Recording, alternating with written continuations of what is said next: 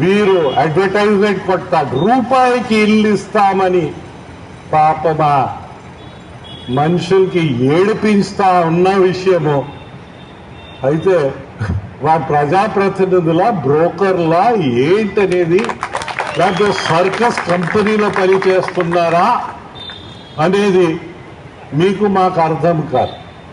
అలా తయారు చేశారని విషయము నేను చెప్పక్కర్లేదు, మన అనుభవమే చెప్తా ఉంది.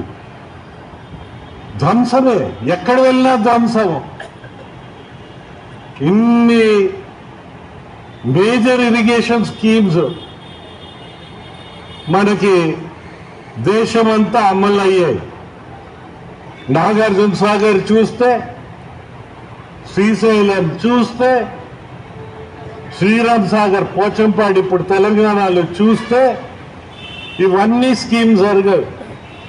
ఎన్నో ప్రభుత్వాలు మారాయి, ఎన్నో ముఖ్యమంత్రులు మారారు, కానీ ఒక్కరు కూడా ధ్వంసం చేయలేదని విషయము.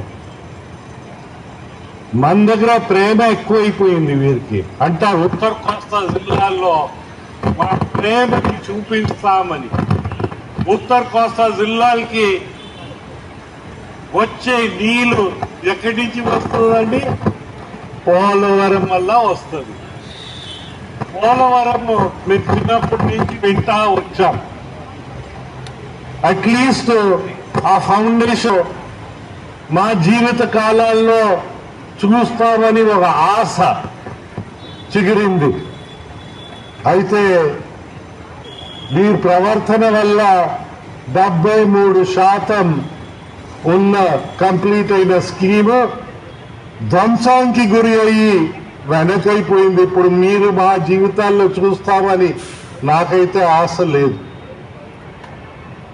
మన భావి తరాలకి తీరని అన్యాయం జరుగుతూ ఉంది. మీరు ప్రజావేదిక ఒకటిపైన ధ్వంసమైందని అనుకోవడం పొరపాటు. భోగాపురం ఎయిర్పోర్ట్ చూస్తే, ఎయిర్పోర్ట్ దేనికోసం అంటే ఒక ఉద్యోగ అవకాశం ఏవియేషన్ స్కీమ్స్ లో దొరికితే 6 ఉద్యోగ అవకాశాలు బయట దొరుకుతాయి. ఆ ఉద్యోగ అవకాశాలు రానికంట 500 ఎకరాలు మొదటి క్యాబినెట్ మీటింగ్ లోనే నొక్కేసి మేము 500 కోట్లు సేవ్ చేశామని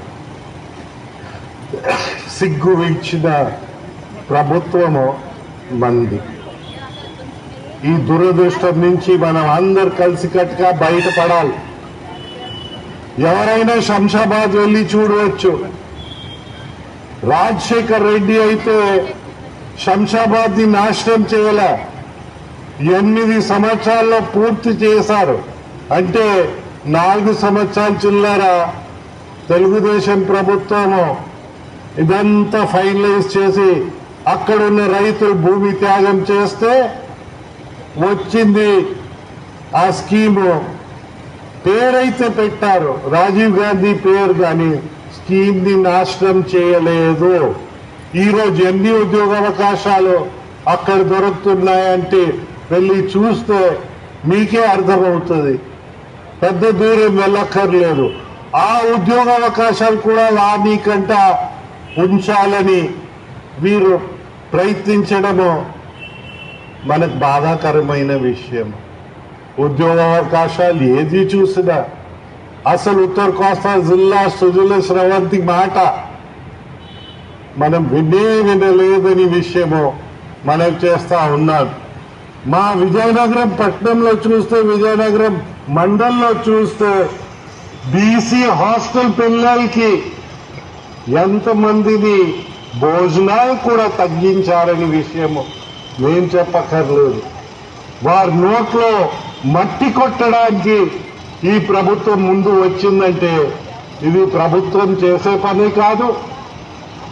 ధైర్యం చాలక కూడా ప్రజా ప్రతినిధులు మేమందరూ అందుబాటులో ఉంటామని తరచుగా ప్రకటించిన ప్రజాప్రతినిధులు ఉన్నారు. వారు కూడా అడిగే ధైర్యమే లేదని విషయము. వారు బ్రోకర్లా ప్రజాప్రతినిధులా అని మనం అర్థం చేసుకోవాల్సిన విషయం. మాకు కావాల్సింది ప్రజాప్రతినిధులు. ప్రజల సమస్యల్ని పట్టుకుని ఆ ప్రజా సమస్యల్ని తగ్గే విధంగా కృషి చేసిన ప్రజాప్రతినిధి మాకు కావాలి. మన స్వతంత్రానికి అర్థం ఇచ్చి